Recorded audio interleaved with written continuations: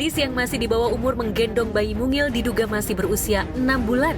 Gadis yang diketahui masih duduk di bangku SMP itu secara mengejutkan melakukan pengakuan jika dirinya telah melahirkan bayi buah cinta terlarangnya dengan seorang diduga putra oknum polisi.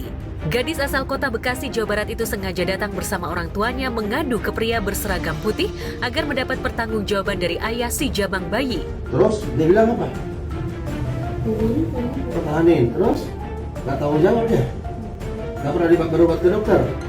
Periksa. Nah ini lagi-lagi ada kejadian kayak gini ya. Mungkin seharusnya kita sebagai cewek lebih hati-hati sih kalau kenal sama orang, apalagi di umur-umur segitu ya, masih SMP, SMA, kuliah juga itu masih harus hati-hati banget karena umur-umur segitu kan biasanya kayak kemakan bualan-bualan kata-kata cinta dari laki-laki nih ya, sampai mau memberikan segalanya gitu dan kayak nggak memikirkan ke depannya. Sebelum mengadukan dan videonya viral di akun TikTok, pihak keluarga gadis yang masih berusia 14 tahun ini mengaku sudah mendatangi keluarga kekasihnya saat masih belum melahirkan. Namun orang tua kekasihnya yang diduga oknum polisi justru tak mau bertanggung jawab. Bapaknya yang polisi cuma mau bertanggung jawab atas biaya, tapi sampai sekarang enggak. Sampai lahir? Sampai lahir Nggak pernah datang? Enggak, sama sekali enggak. Setelah lahir nggak pernah datang? Iya. Kasus ini pun kini mendapatkan perhatian pihak Polres Bekasi. Lantas apa kata selebriti ihwal fenomena kenakalan remaja yang berujung nestapa ini? Yang terhormat Bapak Kapolda Metro Jaya, ada oknum polisi di wilayah jajaran Polres Metro Bekasi Kota. Dan kepada Bapak Kapolres juga saya memohon bahwa anak ini SMP kelas 2, 14 tahun mendapat sebuah perlakuan yang tidak patut dari seorang oknum aparat kepolisian. Kenapa sih masih banyak oknum atau apa? Sebenarnya sih apapun itu jabatannya, apapun itu pekerjaannya, berapapun usianya, kalau jadi laki-laki itu harus bertanggung jawab. Si laki-laki yang lagi dicari ini, yang katanya tidak mau bertanggung jawab ini, dia mau tanggung jawab lah. Gimana pun itu kan waktu itu yang kamu yang melakukan. Balik lagi ini soal humanity, mana hati kita dan empati kita sedang diuji dan sedang dipertanyakan di detik. Saya berdoa yang terbaik buat korban dan semoga ini bisa selesai dengan cepat oleh pihak yang berwajib.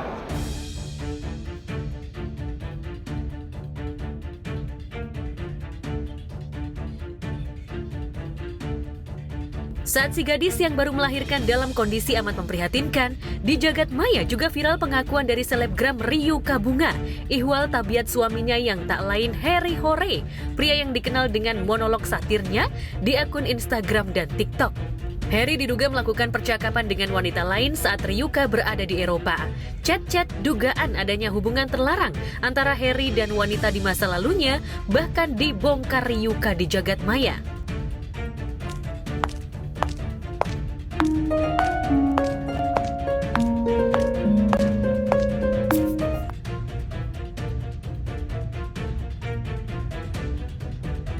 Amat disayangkan Harry yang kerap menyindir tindakan minor cinta terlarang melalui postingan videonya justru terjebak oleh godaan wanita di masa lalu. Padahal dalam sebuah video, ia pernah menyindir jika hubungan asmara tak boleh diganggu dengan cinta dengan orang di masa lalu. Malu juga sama netizen, gue sering bikin konten bermoral, guanya gak bermoral.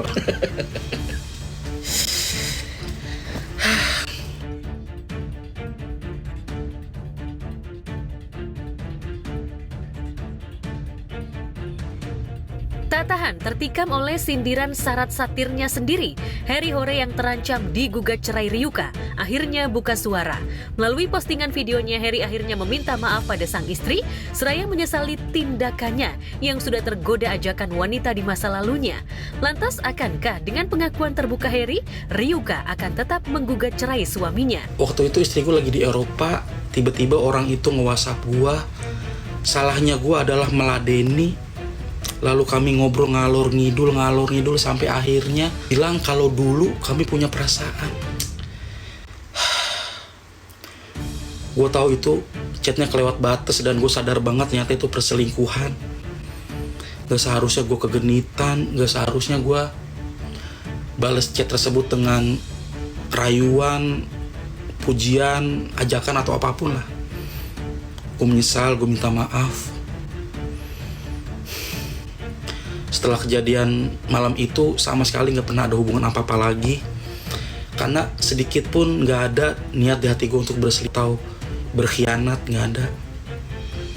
Ini gue bukan mau ngebela diri karena gue tahu banget ini fatal banget kesalahan gue. Gue cuma berharap Bunga memaafkan gue dan masih menerima gue di hatinya. Karena jujur gue malu banget sama dia. Bunga tuh udah baik banget sama gue, udah peduli, udah percaya. Tiba-tiba gue menghancurkan semuanya dengan kelakuan gue yang gak jelas. Gue menyesal. Semoga gue masih berjodoh sama Bunga dan Bunga masih kasih kesempatan gue untuk perbaiki semuanya. Buat yang pasangannya selingkuh, langsung tinggalin. Selingkuh itu bukan hal sepele. Bukan perkara dia minta maaf semua beres baik-baik aja. Enggak. Seberapapun sering ketahuan selingkuh, kalau itu masih merasa aman dan menguntungkan, bakal dilakuin lagi. Makanya orang selingkuh itu nggak akan pernah bisa berubah. Justru dia makin jago menyembunyikan semuanya. Ya udah tinggalin. Kecuali lo emang.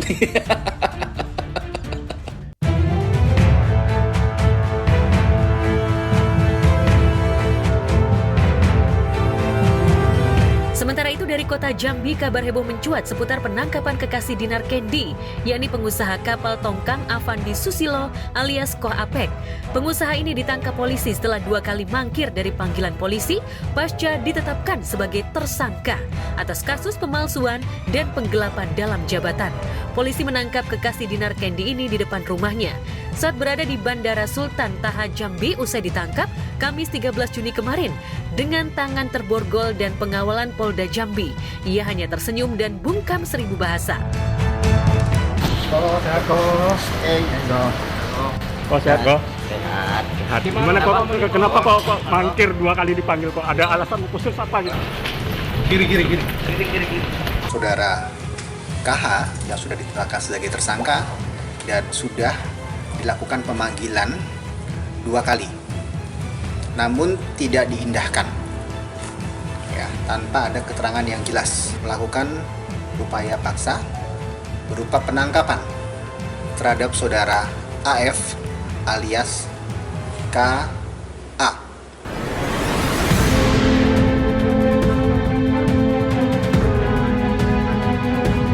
Ya, sebelumnya Kepala Cabang PT Sinar Bintang Samudra ini ditangkap paksa pihak Polda Jambi di rumahnya, kawasan Tangerang, Banten pada Rabu 12 Juni dini hari lalu. Ia ditangkap paksa setelah 2 kali mangkir dari pemanggilan polisi dan setelah ditetapkan sebagai tersangka kasus pemalsuan dan penggelapan dalam jabatan. Mbak Dinar sehat kok?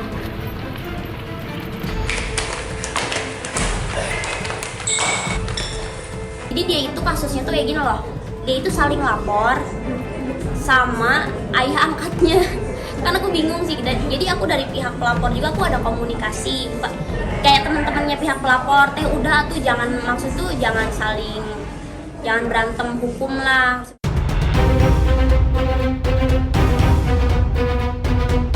Tersangka resmi dilaporkan ke Polda Jambi pada bulan April lalu dengan dugaan adanya pemalsuan surat atau dokumen dan penggelapan dalam jabatan.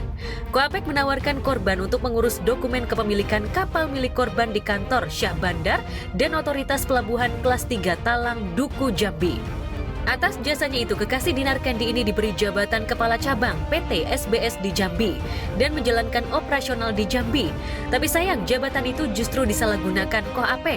Kapal yang dikirim korban ke Jambi diduga malah sudah dibalik nama atas nama perusahaan tersangka Avandi Susilo alias Koh Apek. Dari hasil penyelidikan polisi, ada 1 kapal dan 1 tongkang yang telah dibalik namakan, yakni TB FBS 86 dan FBS 686.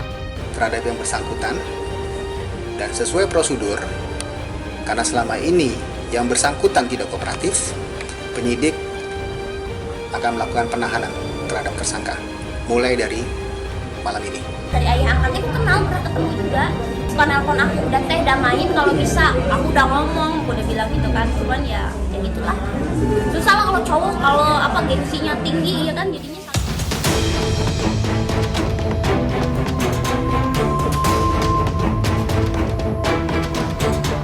Selain menetapkan Ko Apek jadi tersangka dan telah ditangkap paksa, penyidik Ditreskrimum Polda Jambi juga telah menetapkan 2 tersangka baru, yakni berinisial S yang turut serta memalsukan dokumen dan seorang pegawai negeri sipil Syah Bandar Talang Duku sebagai juru ukur dan operator pelayanan pendaftaran di kantor Syah Bandar.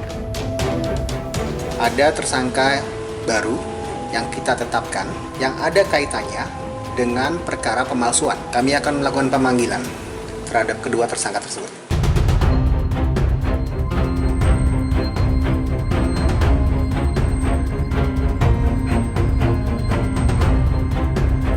Sebelum kasus penyalahgunaan jabatan perusahaan, nama Ko Apek karib di telinga publik dunia hiburan karena disebut-sebut telah menjalin cinta terlarang dengan Dinar Kendi. 10 November 2023 lalu, Dinar Kendi bahkan dilaporkan mantan istri Ko Apek Ayu Soraya ke Polda Jambi atas tuduhan perzinahan dan perselingkuhan. Namun laporan yang sempat diladeni Dinar Kendi itu seolah senyap begitu saja. Dinar tak gentar dengan tuduhan mantan istri Ko Apek dan terus menjalin cinta dengan pengusaha tersebut. Lantas benarkah laporan atas kasus penyalahgunaan jabatan ini juga ada kaitannya dengan laporan mantan istri Ko Apek? Gimana ya aku jelasinnya, ya emang awalnya dia yang ngejar aku kayak gitu. Ya terserah. Oh bener dan nikah, maaf nih. Kita lihat aja, aku nggak bisa statement sih kalau mau kayak gitu.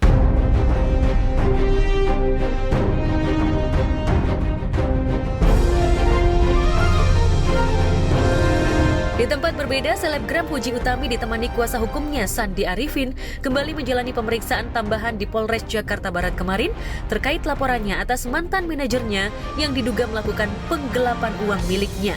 Selama kurang lebih 3 jam, Puji diminta keterangan seputar kontrak yang sudah dilakukan bersama mantan manajernya itu. Dari awal sudah pernah kita sampaikan beberapa perjanjian yang sebelumnya, tapi karena ada keperluan lagi untuk ditambahkan, untuk memperkuat, jadi hari ini kita tambahkan lagi. Banyak bukti-bukti baru, ternyata kontrak-kontrak baru yang bahkan aku nggak tahu ada kontrak itu juga. Jadi kayak banyak juga yang masuk ke aku tuh kosong gitu, nol rupiah.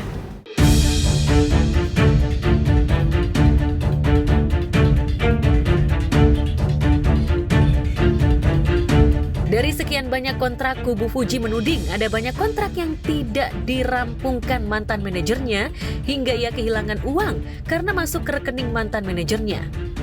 Ya, sebatas keterangan aja, kontrak kerjasama, dengan siapa kerjasamanya. Pribadi dia ngakunya punya rekening berapa, tapi ternyata punya rekeningnya banyak, punya rekening rahasia lainnya. Dan ternyata di situ pas aku lihat mutasinya kayak wow. Luar biasa banyak. Luar biasa banyak.